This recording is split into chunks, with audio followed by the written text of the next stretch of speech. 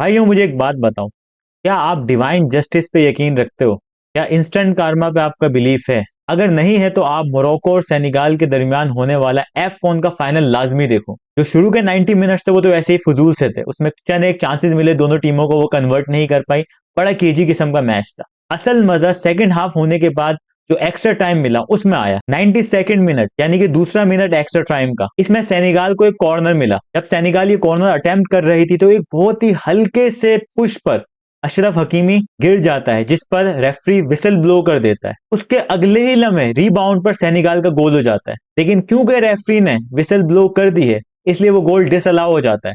और क्योंकि रेफरी ने विसल ब्लो कर दी थी गोल होने से पहले, ये मामला वीआर के पास भी नहीं जा सकता। हालांकि नॉर्मली रेफरी विसल ब्लो नहीं करते, प्ले को कंटिन्यू होने देते हैं और उसके बाद वीआर पे चेक करते हैं। अगर ये मामला वीआर पर जाता तो इस गोल ने स्टैंड करना ही करना था। अब मसला ये कि ज्यादातर लोग मोरक्को को बैक कर रहे थे, क्योंकि मोरक्को ने पिछले वर्ल्ड कप में भी बड़ी शानदार परफॉर्मेंस दिखाई थी। 2022 में होने वाली फीफा वर्ल्ड कप में मोरक्को ने सेमीफाइनल के लिए क्वालिफाई किया था और इन्होंने हर किसी के दिल जीते थे। एक बड़ी जबरदस्त अंडरडॉग स्टोरी थी। और फिर उसके साथ साथ ये जो एफकॉन है ये मोरक्को के होम ग्राउंड में हो रहा था। आखिरी मरतबा मोरक्को 1975 में ये टूर्नामेंट जीते थे, तो हर कोई इनको बैक कर रहा था। लेकिन इस पूरे टूर्नामेंट में जिस किस्म की रेफरिंग देखी गई, बिलखसूस होम साइड को जो सपोर्ट मिली, उसकी वजह से एक किस्म की रिजर्वेशन पैदा हो रही थी। फिर साथ साथ सेनेगाल को बहुत सही तरह से सिक्योरिटी भी नहीं मिली फाइनल से पहले, ना उनको सही तरह से प्रैक्टिस की जगह मिली। तो सेनेगाल वाले बड़े इस पे शोर मचा रहे थे, बड़ी अनफेयर प्रैक्टिस की बात कर रहे थे। नाइजीरिया के खिलाफ जो सेमीफाइनल खेला मोरक्को ने, उसमें भी बहुत सारी क्लोज कॉल्स मोरक्को के हक में गई। तो अब जो न्यूट्रल फैंस थे जो मोरक्को को वैसे सपोर्ट कर रहे थे, उनके जहन में बात है यार क्या ये लोग डिजर्व करते हैं इस तरह से जीतना या नहीं। तो वो सारा बैकग्राउंड है जिसके कॉन्टेक्स्ट में हमें सेनेगाल के इस डिसअलाउड गोल को देखना चाहिए। तो बहुत सारी न्यूट्रल फैंस, जैसे कि मैंने मेंशन किया, वो अब चाहने लगे कि भाई अब मोरक्को ने अब तो सेनेगाल को जीतना चाहिए। लेकिन अभी बात सिर्फ डिसअलाउड गोल की तरफ थी।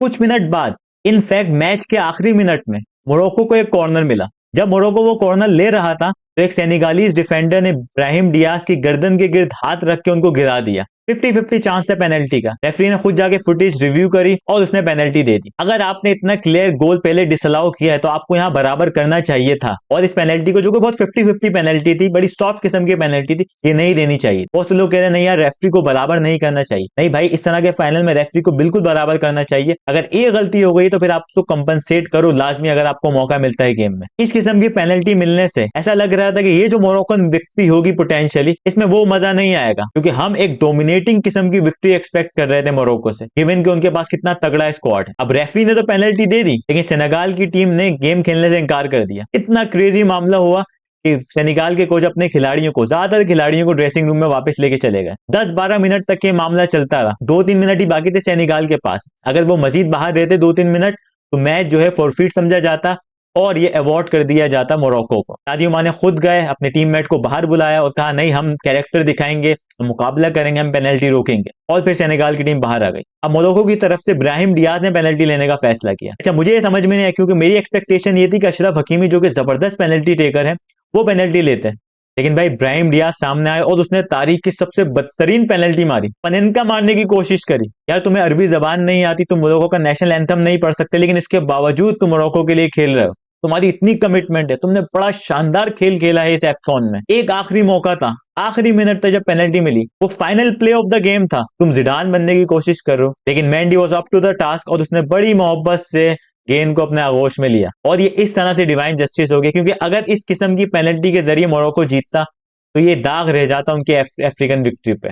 बहुत से लोग कह रहे हैं कि नहीं भाई, ये तो ब्राहिम डियाज ने जानबूझ के पेनल्टी मिस कर दी। जो लोग अफ्रीकन फुटबॉल को जानते हैं वो आपको बताएंगे कि एफ कौन कितना मायने रखता है हर अफ्रीकन खिलाड़ी के लिए। अफ्रीकन फुटबॉलर्स के लिए एफ कौन वर्ल्ड कप की तरह है, क्योंकि वर्ल्ड कप तो यूरोप और साउथ अमेरिका की टीमें ही जीतती हैं, कोई अफ्रीकन टीम तो अभी तक जीत नहीं सकी। तो ये एफकॉन ही इन लोगों के लिए वर्ल्ड कप है। क्या कोई यूरोपियन और साउथ अमेरिकन खिलाड़ी वर्ल्ड कप के फाइनल में कभी कोई ऐसी चीज करेगा? क्या उसको जितनी भी अनजस्टिफाइड पेनल्टी मिली हो, कभी भी नहीं होगा ऐसा। अब मामला आया एक्स्ट्रा टाइम का, कि भाई अब बड़े फेयर और जस्ट तरीके से इस F1 के फाइनल का फैसला हो। तो भाई 95th मिनट पे गेई ने क्या शानदार गोल किया। ये गोल वर्दी था F1 के फाइनल के। ये ग्रेटेस्ट एवर F1 फाइनल है भाई। और अगर 2022 के वर्ल्ड कप का फाइनल इतना ज्यादा एक्साइटिंग नहीं होता तो हम इस वाले F1 के फाइनल को greatest of all time final कहते हैं, क्योंकि इतना सब कुछ था इसमें। सिर्फ एक चीज की कमी थी जो कि गेई ने पूरी कर दी, और 95th मिनट पे क्या ट्रेसर बुलेट वाला गोल मारा। लेकिन अब भी गेम में 25 मिनट बाकी थे। मोरक्को ने बड़ी कोशिश करी सेनेगाल को खोलने की, कुछ एक चांसेस में वो करीब भी आए,